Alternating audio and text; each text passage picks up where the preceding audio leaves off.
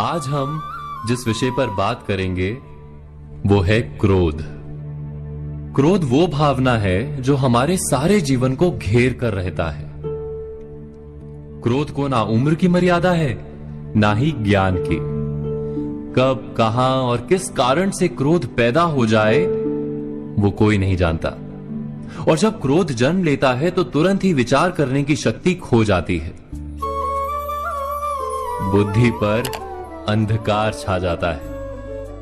वर्षों के संबंध पल भर में टूट जाते हैं। सारा जीवन बिखर जाता है।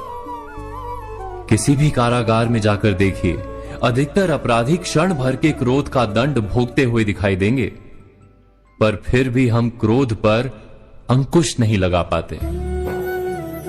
बार बार हम क्रोध ना करने का प्रण तो लेते हैं, पर बार बार हमसे क्रोध हो जाता है। ये क्रोध वास्तव में क्या है, क्यों जन्मता है और क्यों अंकुश में नहीं रहता? उदाहरण के लिए आप एक बालक को देखिए। उसे किसी वस्तु की इच्छा होती है और उस समय अगर उसे वो नहीं मिलती या कोई उसे भयभीत करता है तो वो प्रतिक्रिया देता है। बालक की प्रतिक्रिया क्रोध है, क्योंकि बालक निर्बल है, निसहाय है। बालक अपनों से बड़ों को अपने वजूद का एहसास, अपने अस्तित्व की प्रतीति करवाने का प्रयास करता है क्रोध के माध्यम से। बड़े होने पर भी हम क्या ऐसा ही नहीं करते? क्या क्रोध हमारे भीतर बैठे बालक का प्रतिभाव नहीं? अर्थात क्या क्रोध वास्तव में केवल बालक जैसे व्यवहार का नाम नहीं? जब अहंकार को घाव होता है, जब भय लगता है, जब कोई वस्तु हमें प्राप्त नहीं होती, तब हमें क्रोध आता है। ठीक किसी बालक की भांति। हम जानते हैं कि आईने के सामने खड़े होकर मुंह बनाने का खेल बालकों को शोभा देता है, बड़ों को शोभा नहीं देता। फिर भी हम बालक की भांति क्रोध करना बंद नहीं करते।